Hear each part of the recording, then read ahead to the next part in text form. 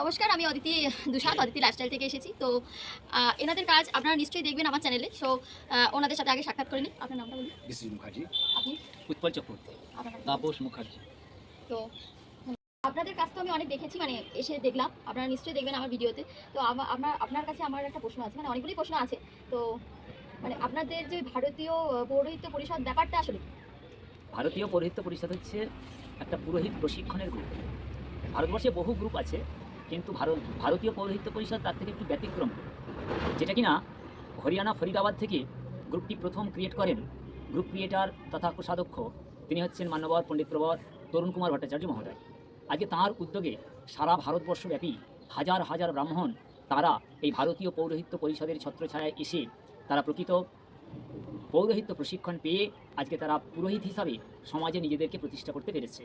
শুধু তাই নয়, ভারতীয় পৌরোহিত্য পরিষদের সমাজমূলক অনেক কাজকর্ম আছে, যেটা বর্তমান সময়ে দাঁড়িয়ে অন্যান্য কোনো এই যে হোয়াটসঅ্যাপ গ্রুপ, পুরোহিত প্রশিক্ষণ গ্রুপ যেগুলি আছে, তারা কিন্তু ভারতীয় পৌরোহিত্য পরিষদের জায়গায় যেতে পারছে না। এটাই তার বিশেষত্ব।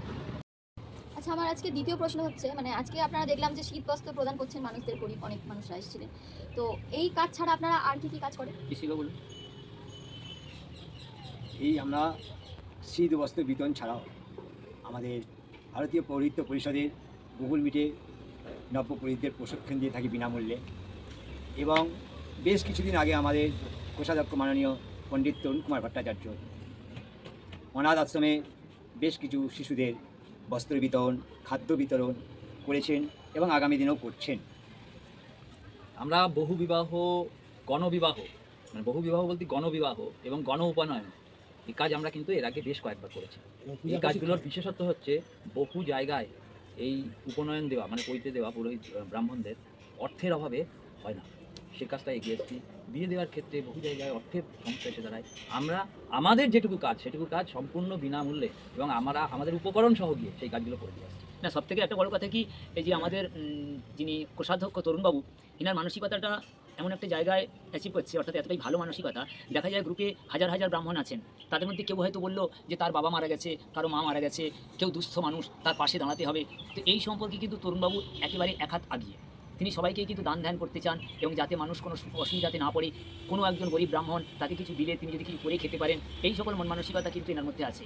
ইনি কিন্তু কোনো ট্রাস্ট থেকে যে টাকা পান তা কিন্তু নয়।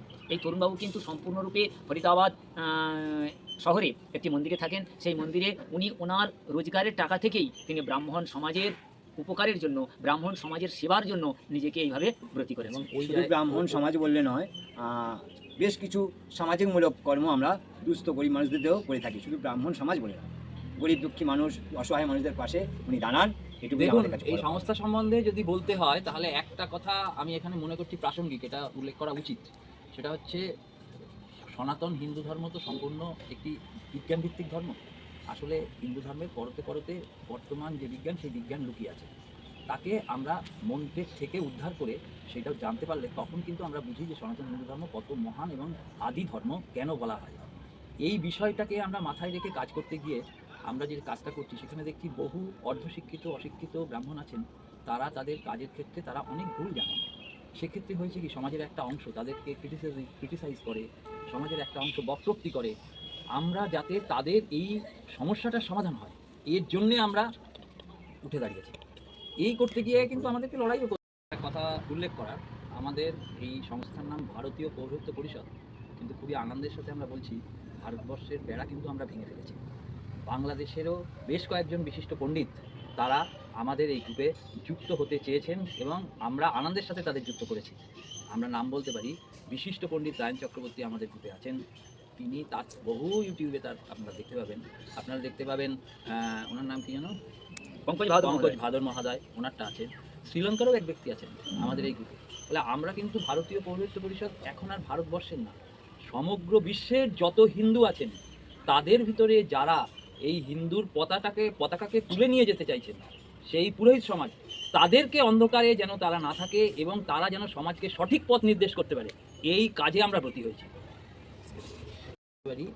আমাদের একটা পিকনিকে সেখানে একটি রুদ্র অভিষেক হয়েছে। সেখানে যারা রুদ্র অভিষেক করেছে তাদের সাথে আমাদেরই একজন ভাই, তিনি এসে রুদ্রাভিষেক করেছেন, কিন্তু দুর্ভাগ্যের বিষয়ে আমাদের একটা ড্রেস কোড আছে, তার সেটা ছিল না। কিন্তু তার সেই আনন্দ, তাকে আমরা বাধা দিইনি, তাকে আমরা পাশে নিয়ে দাঁড় করিয়েছি, যথারীতি তার সমালোচনা হয়েছে। এই জিনিসগুলোকে আমরা এই আপনাদের মাধ্যমে অনুরোধ করছি না করতে, কারণ এই যে মহান একটা বিরাট জ্ঞান ভাণ্ডার যেটা প্রায় অবলুপ্ত হচ্ছিল, সেটাকে উদ্ধার করতে গেলে এরকম অনেক কাদা ঘাটতে হবে, মানুষকে অনেক শেখাতে হবে। সেই জায়গাটাকে সঠিক জায়গায় নিয়ে ফেলতে গেলে আমাদের অনেক লড়াই লড়তে হচ্ছে। খুবই দুর্ভাগ্য সমাজের মধ্যে এরকম আছে। তবু আমরা আমাদের কিন্তু মানে উদ্দেশ্য থেকে কোনো সময় সরব না, এটা আমাদের প্রতিজ্ঞা। আচ্ছা, আমার তৃতীয় প্রশ্ন হচ্ছে, আজকে অনেকগুলোই কম্বল দিলেন, মানে মোট কতগুলো কম্বল আপনারা বিতরণ করলেন? আজকে আমরা দিলাম 100-র মতো। আজকে আমরা 100-র মতো কম্বল দিলাম। শুধু এখানে নয়, আবার বিভিন্ন জায়গায় আরও কম্বল দেওয়া হচ্ছে। শুধু এখান থেকে আজকে আমরা 100 পিস কম্বল দিলাম। দক্ষিণ চব্বিশ পরগনা আরও 2-4টি ব্রাঞ্চ আছে বা ব্রাহ্মণগণ আছেন, তারা ওনাদের ওখান থেকে আরও কম্বল দান করবেন। আমার এখান থেকে 100 দেওয়া হবে। সর্বভারতীয়ভাবেই চলছে। আপনাদের মানে এমন অনেক গ্রুপ আছে, তো তাদের সাথে আপনাদের তফাৎ কি? মানে এরকম অনেক তো গ্রুপ আছে, আমরা দেখি ইউটিউবে, ফেসবুকে, বিভিন্ন জায়গায় দেখি, তো তাদের সাথে আপনাদের তফাৎটা একটু বললেন। আমরা আমাদের গ্রুপে ব্যক্তি স্বার্থটাকে একটু কম দেখি, এর বেশি বললে অন্যের সমালোচনা করা হবে, সেটা বলবো না। আচ্ছা, এই গ্রুপের আপনি কি মূল? না, এই গ্রুপে আমি মূল নয়, 10 মিলি করি কাজ। এখানে মূল কোষাধ্যক্ষ হচ্ছেন তরুণবাবু। এবার আমাদের একটা কোর কমিটি গঠিত হয়েছে। এখন একটা সংগঠনকে চালাতে গেলে তো তার একটা কোর কমিটি থাকা দরকার, গভর্নিং বডি। তো সেই কোর কমিটির মধ্যে আমি একজন সদস্য আছি মাত্র, আমি সম্পাদক বা সেক্রেটারি হিসাবে পরিগণিত। এখানে আমাদের বিশ্বজিৎবাবু আছেন, উনিও সহ সম্পাদক। এখানে আমাদের তাপসদা আছেন, উনিও আমাদের পরিচালক কমিটির মধ্যে একটা বিশিষ্ট বরেণ্য লোক হিসাবে প্রতীয়মান আছেন। তরুণবাবু কোষাধ্যক্ষ আছেন, রামেশ্বরবাবু আমাদের মূল সভাপতি আছেন। এইভাবে আমরা প্রায় 30 থেকে 35 জন সঙ্গে নিয়ে আমরা একটা কোর কমিটির মাধ্যমে সমগ্র গ্রুপটিকে আমরা পরিচালনা করে থাকি। শেষ প্রশ্ন, মানে আপনারা পূজা ছাড়া আর কি কি করেন? পূজা ছাড়া আমি আমার ক্ষেত্রে বলছি, পূজা ছাড়া আমি কীর্তন করি, কিছু অ্যাস্ট্রোলজি করতে হয়, হাত দেখা, মাঙ্গলিক দোষ বা কালসর্প দোষ, এগুলি আমাকে এই সকল কাজগুলি করতে হয় যজমানের উপকারের জন্য। তারপর আমার বাড়িতেও কিছু পুরোহিত প্রশিক্ষণ, অর্থাৎ পুরোহিতরা পূজা পদ্ধতি শিখতে আসেন, তাদেরকে পূজা পদ্ধতি শিক্ষা দিতে হয়। এবং সেই সঙ্গে আমাদের ভারতীয় পৌরোহিত্য পরিষদের গুগল মিটসের মাধ্যমে প্রতিদিন রাত্রি 8টা থেকে রাত্রি 10:30 পর্যন্ত যে ক্লাস থাকে, সেই ক্লাসেতে আমাকে অংশগ্রহণ করতে হয়। এছাড়া আপনাদের মতো যজমানদের জন্য আমাদের ভারতীয় পৌরোহিত্য পরিষদের একটা বিশেষ গুরুত্ব হচ্ছে, যেটা কোনো গ্রুপের মধ্যে নেই, সেটা হচ্ছে আপনাদের মতো যজমানের জন্য নারী পুরুষ নির্বিশেষে সকলের জন্য একটা গীতা পাঠ চক্রের যে একটা গ্রুপটি কেবলমাত্র আপনাদের মতো নারী পুরুষ সকল যজমানের জন্য গীতা পাঠ প্রশিক্ষণের প্ল্যাটফর্ম।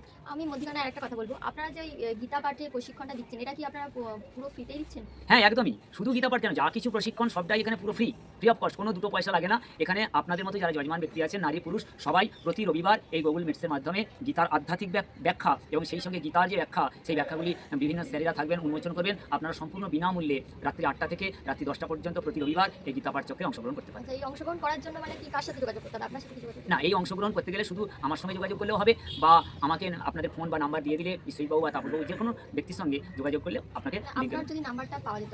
আমার নাম্বার গ্রুপেতেও পাবেন, 9800899921।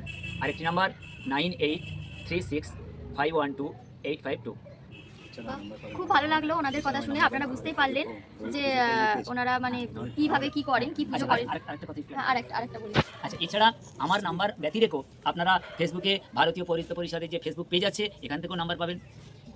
মানে ওনাদের একটা পেজ আছে ফেসবুকে, তো পেজটার নাম ভারতীয় পৌরোহিত্য পরিষদের ফেসবুক পেজ। তো আপনারা ওখানে যান, গিয়ে ফলো করুন, আর ওনাদের ওখান থেকে আপনারা নাম্বার পেয়ে যাবেন। তো যদি যোগাযোগ করার ইচ্ছা থাকে, আপনারা যদি এই প্রশিক্ষণটা নিতে চান, তাহলে নিশ্চয়ই আপনারা যোগাযোগ করবেন। তো